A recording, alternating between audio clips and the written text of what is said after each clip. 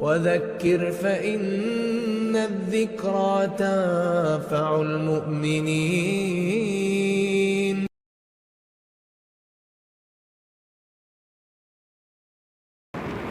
السلام علیکم ورحمۃ اللہ وبرکاتہ.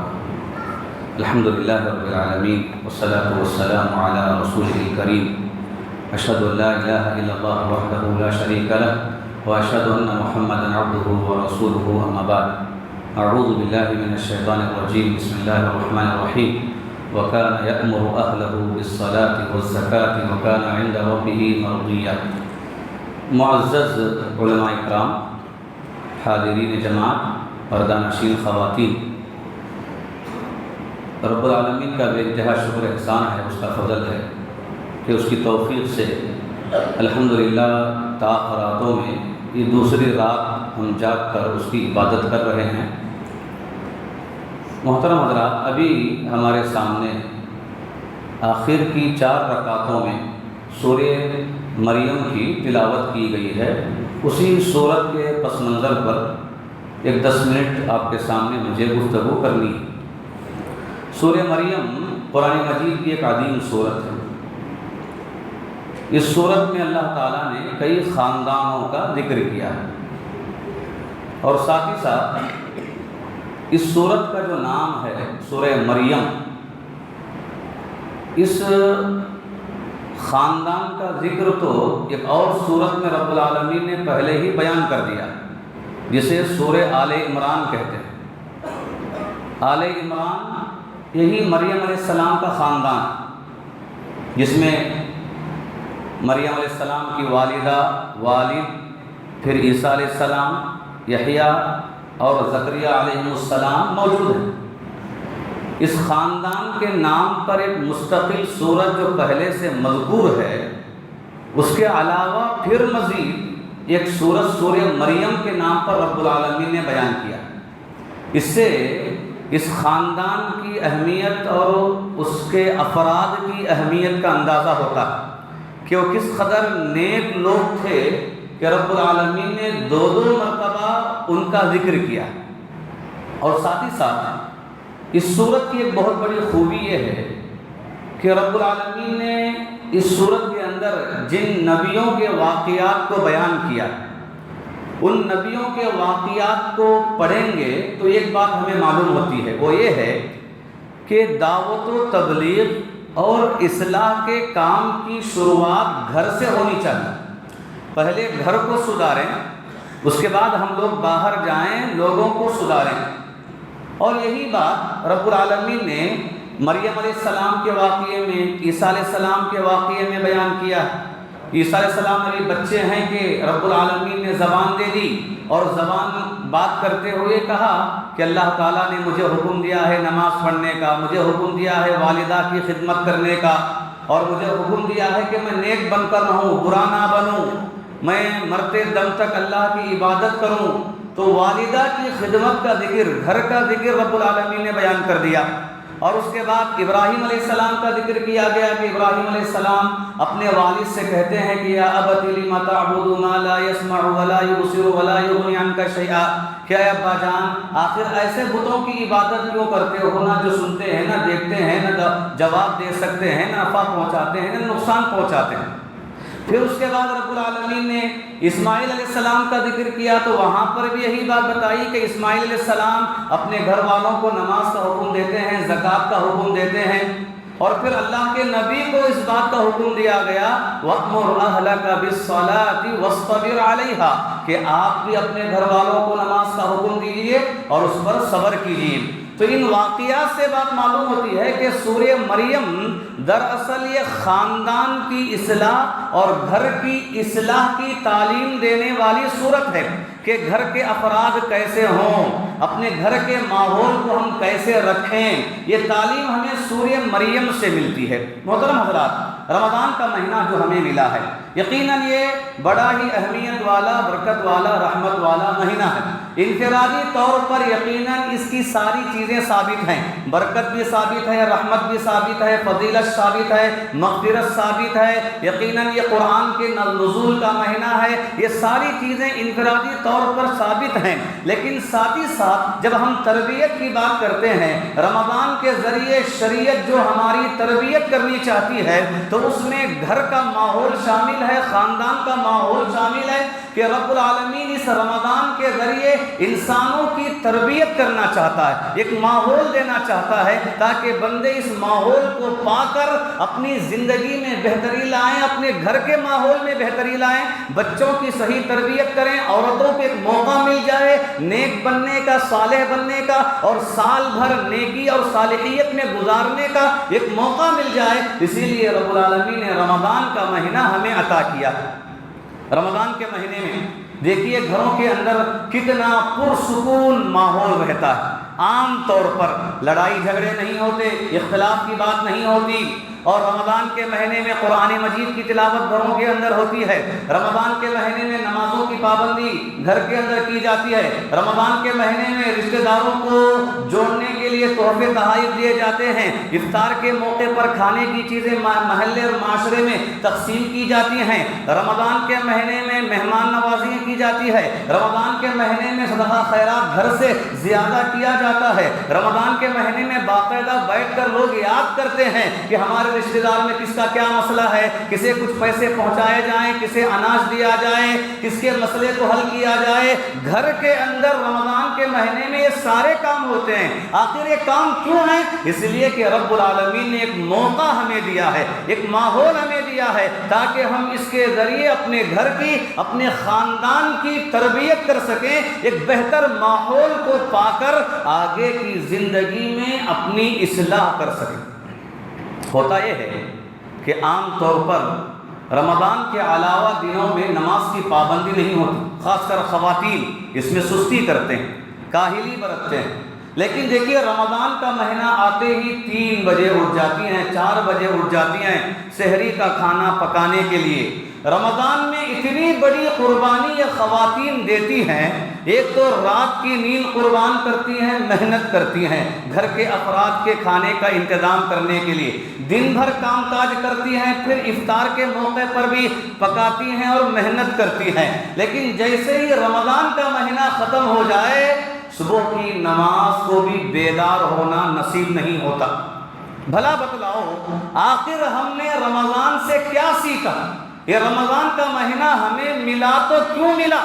کیا اسی لیے ملا کہ صرف ایک مہینے کو ہم اللہ کو پہچانیں، اللہ کو یاد کریں، اور ایک مہینہ ختم ہو گیا تو پھر بھی اپنی منمانی زندگی میں ہم اپنی زندگی گزارتے چلے جائیں؟ ہرگز نہیں، یہ مہینہ تربیت کا مہینہ ہے، ہر طرح کی تربیت انسان کی کرنا چاہتا ہے۔ رمضان کی تربیت میں پہلی تربیت ہے لعلکم تتقون، کہ انسان کو متقی بنانا چاہتا ہے، انسان کے دل میں آخرت کا تصور بٹھانا چاہتا ہے۔ یہ مہینہ انسان کو تربیت دینا چاہتا ہے حلال و حرام کی تمیز کرنے کی۔ حلال آئے گا پیٹ بھریں گے، حرام آئے گا بھوکا رہیں گے۔ جیسے رمضان کے مہینے میں روزہ رکھ کر ہم بھوکا رہتے تھے، ہمیں یہ برداشت ہے، یہ گوارا ہے، اللہ کی خاطر بھوکا رہنے کا طریقہ ہم نے رمضان میں سیکھا ہے۔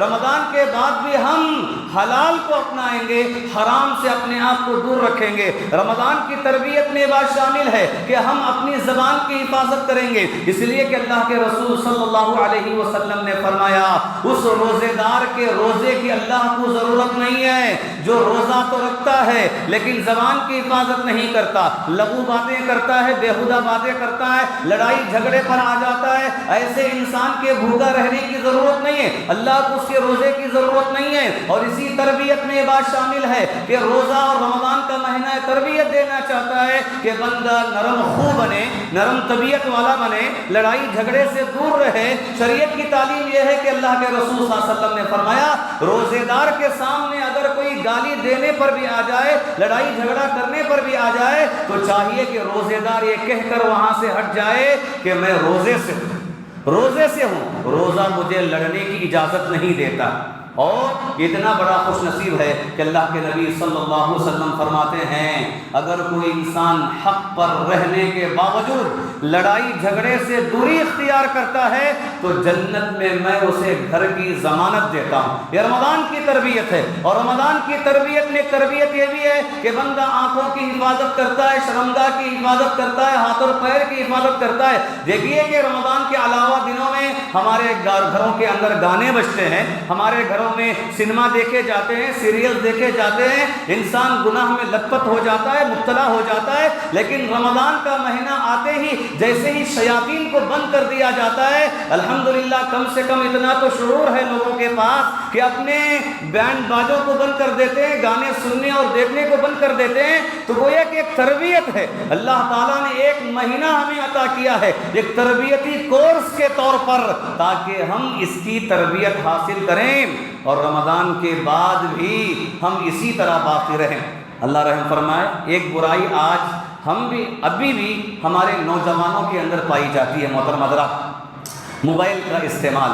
جو موبائل اتنا نقصان دہ اور زہریلا بن گیا ہے، اخلاقی بگاڑ میں، انسانیت کے خلاف جنگ کرنے میں اس قدر محرک ہو گیا ہے کہ جس کی وجہ سے نوجوانوں کی اخلاقیں بگڑ رہی ہیں، وقت کا ضیاع ہو رہا ہے اور تعلیم میں لوگ پیچھے ہوتے جا رہے ہیں۔ تعلیم کے ساتھ ساتھ مستقبل کی فکر آج ماند پڑ رہی ہے، مستقبل کی کوئی سوچ ہی نہیں ہے کہ مجھے کیا بننا ہے، آگے مجھے کیا کرنا ہے۔ یہ موبائل کا زیادہ استعمال انسان کو ایک کونے کا، انسان کے لیے کوئی چیز بنا دے کر رکھ دیا ہے تاکہ وہ آگے نہ بڑھے، باہر نہ نکلے، اپنے زندگی کے بارے میں نہ سوچے۔ اور دیکھیے کہ یہ برائی اتنی ہے کہ مساجد میں بیان ہو رہے ہوں، لوگ پیچھے موبائل دیکھتے ہوں گے، نماز چل رہی ہوگی، لوگ موبائل میں مبتلا ہوں گے، یا کہ اگر مسجد سے باہر نکل جائیں روزے کی حالت میں ہو، اس کا استعمال زیادہ ہو گیا ہے۔ یہ رمضان کا مہینہ تربیت دیتا ہے،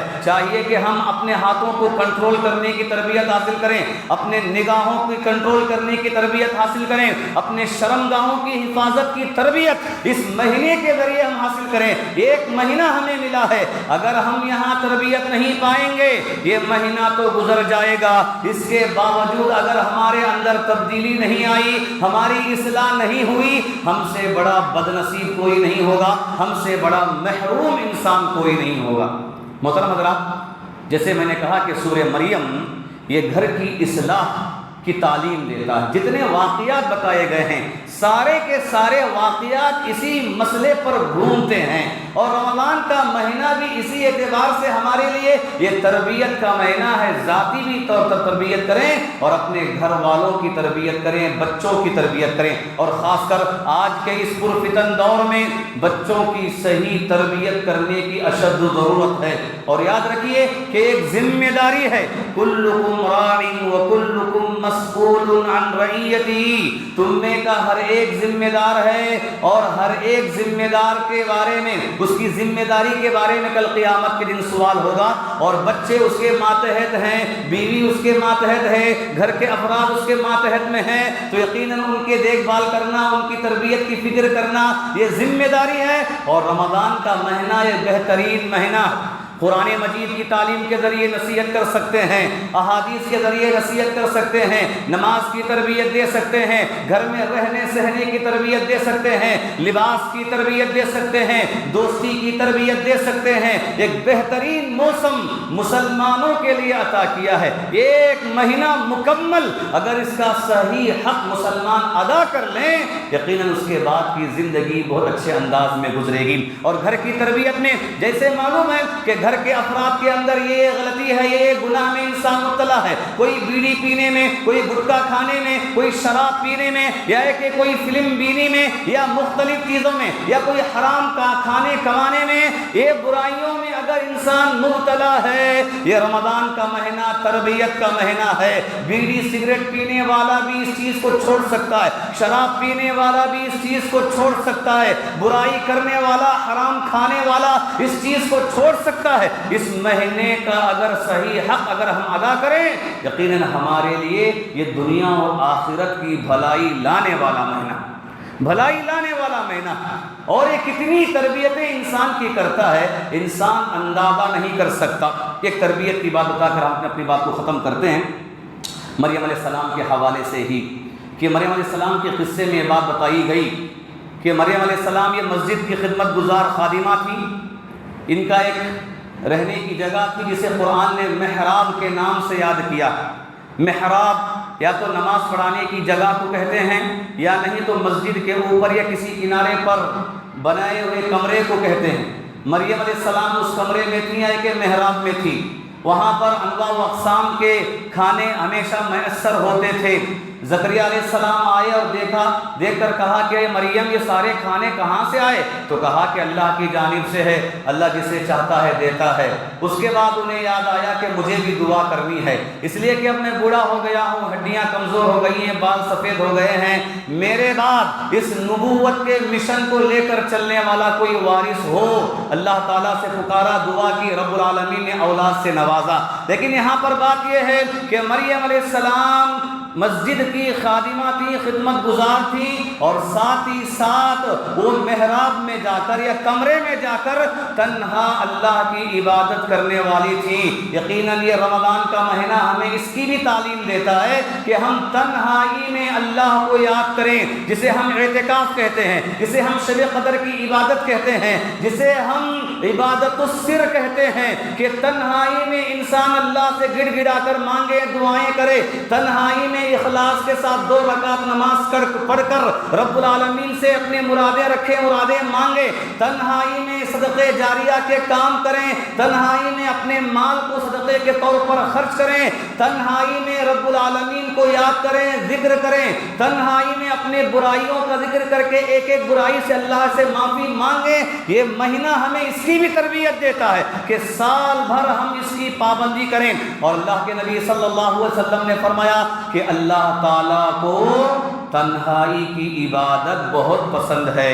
اگر کوئی ایک عمل بھی اپنی زندگی میں ایسا کرنا چاہے کر لے، ایسا کر سکتا ہے کر لے، ایک عبادت 2 رکعت نماز ہی صحیح ایسی میں پڑھوں کہ اس کا علم صرف مجھے اور میرے رب کو ہو، 2 روپیے میں خرچ کروں کسی کے لیے، اس کا علم صرف مجھے اور میرے رب کو ہو، میرے دوست یا میرے رشتہ دار کے کسی مسئلے کو میں حل کروں، اس کا علم صرف مجھے اور میرے رب کو ہو، میری بیوی کو بھی نہ ہو، میرے بچوں کو بھی نہ ہو۔ اس کی بلیغ مثال اللہ کے رسول صلی اللہ علیہ وسلم نے یوں ہی کہا، وَرَجُلٌ تَصَدَّقَ بِصَدَقَةٍ فَأَخْفَاهَا حَتَّى لَا تَعْلَمَ شِمَالُهُ مَا تُنْفِقُ يَمِينُهُ، کہ آدمی ایسا خرچ کرے کہ اس کے دائیں ہاتھ سے دیا ہوا مال بائیں ہاتھ کو علم نہ ہو اس نے کتنا دیا ہے، کسے دیا ہے۔ ایک تنہائی کی عبادت اللہ کے یہاں بہت پسند ہے۔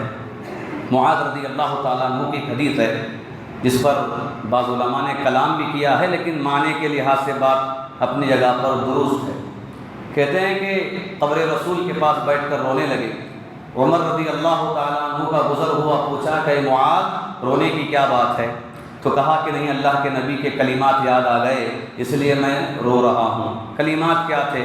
اللہ کے نبی نے کہا تھا کہ اللہ کی عبادت کی جائے، اللہ کا خوف اپنے اندر پیدا کیا جائے، یہ کلمات تھے۔ اور اس کے ساتھ یہ بھی کلمات تھے کہ اللہ کے نبی نے فرمایا کہ اللہ کے یہاں وہ بندے بڑے پسندیدہ ہیں، اگر وہ غائب ہو جائیں تو کوئی انہیں ڈھونڈنے والا نہیں ہے، اگر وہ لوگوں کے سامنے حاضر بھی ہو جائیں کوئی ان کی عزت کرنے والا نہیں ہے، کوئی ان کی آؤ بھگت کرنے والا نہیں ہے، بلانے والا نہیں ہے۔ یعنی ایسے بندے جو چھپ کر اللہ کی بندگی کرتے ہیں، لوگوں کے سامنے عیاں نہیں ہوتے، ریاکاری نہیں کرتے، دکھاوا نہیں کرتے، چھپ کر اللہ کی بندگی کرتے جاتے ہیں، اگر وہ گم بھی ہو جائیں تو کوئی انہیں تلاش کرنے والا نہیں ہے۔ تو یہ چیز سوچ کر میں رو رہا ہوں۔ اس میں یہ بات بتائی گئی کہ یقیناً اللہ کے یہاں یہ عبادت بڑی پسندیدہ ہے۔ ابو بکر رضی اللہ تعالیٰ عنہ کا واقعہ بتا کر اپنی بات کو ہم ختم کرتے ہیں۔ ابو بکر رضی اللہ تعالیٰ عنہ خلیفہ بنے، خلیفہ بننے کے بعد رات کے ایک حصے میں باہر چلے جاتے، شک ہوتا کہ آخر یہ کہاں جاتے ہیں۔ عمر رضی اللہ تعالیٰ عنہ کو بھی شک ہوا کہ جاتے کہاں ہیں آخر، رات کے ایک حصے میں نکل جاتے ہیں۔ ایک دن پیچھے گئے، دیکھا کہ کسی گھر میں گھسے اور کچھ دیر کے بعد باہر نکلے۔ دن میں اس گھر میں گئے اور جا کر دیکھا تو کیا ہے، ایک بوریا ہے، بوریا ہے۔ پوچھا کہ یہ بوریا رات میں جو آدمی تمہارے پاس آتا ہے کون ہے؟ کہا کہ نہیں معلوم، کئی دن سے آتا ہے، اپنے میرے گھر کے سارے کام کر کے نکل جاتا ہے، مجھے نہیں معلوم کون ہے، سارے کام کر کے نکل جاتا ہے۔ اس کے بعد عمر رضی اللہ تعالیٰ عنہ اپنے آپ پر افسوس کرنے لگے، میں نے ایسے انسان پر شک کیا جو خلیفہ بننے کے بعد اپنا حق ادا کر رہا ہے، مخلوق کی خدمت کر رہا ہے، ایسے انسان پر شک کیا۔ تو اس کے بعد کہتے ہیں کہ ابو بکر رضی اللہ تعالیٰ عنہ کے بعد جب عمر رضی اللہ تعالیٰ عنہ خلیفہ بنے، انہوں نے بھی اس سنت کو جاری کیا، باقی رکھا۔ یہ ایسی تنہائی کی عبادت ہے کہ کسی کو نہیں معلوم کون کہاں جا رہا ہے، کیوں یہ کام کر رہا ہے۔ ایسا لگتا ہے کہ وہ انسان بخیل ہے، لیکن چھپ کر دوسروں کو بہت نوازتا ہے، ظاہر نہیں کرتا کہ وہ لوگوں کو کتنا دیتا ہے۔ ایسا لگتا ہے کہ وہ انسان کبھی اللہ کو یاد کرتا ہی نہیں، لیکن رات کی تنہائیوں میں اٹھ کر آنسو بہا کر اللہ کو یاد کرتا ہے۔ یقیناً یہ رمضان کی تربیت ہے، رمضان ہمیں اپنے گھر کے اعتبار سے اس کی تربیت کرنا چاہتا ہے، لہذا ہمیں چاہیے کہ ہم رمضان کے مہینے کو غنیمت جانیں، جتنے ایام ابھی باقی ہیں ان ایام کو غنیمت جانیں اور اللہ تعالیٰ سے کثرت سے استغفار کریں۔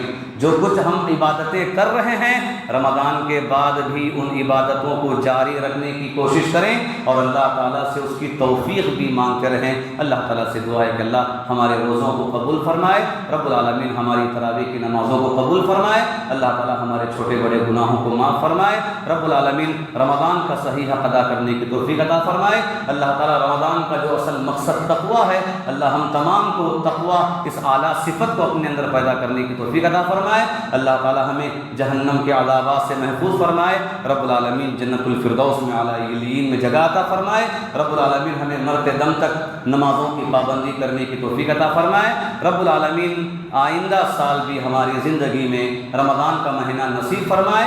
اللہ تعالیٰ جو اس سال کوتاہیاں ہوئی ہیں آئندہ سال ان کوتاہیوں کو دور کر کے رمضان کا صحیح ادا کرنے کی توفیق عطا فرمائے، آمین۔ وآخر دعوانا الحمدللہ رب العالمین۔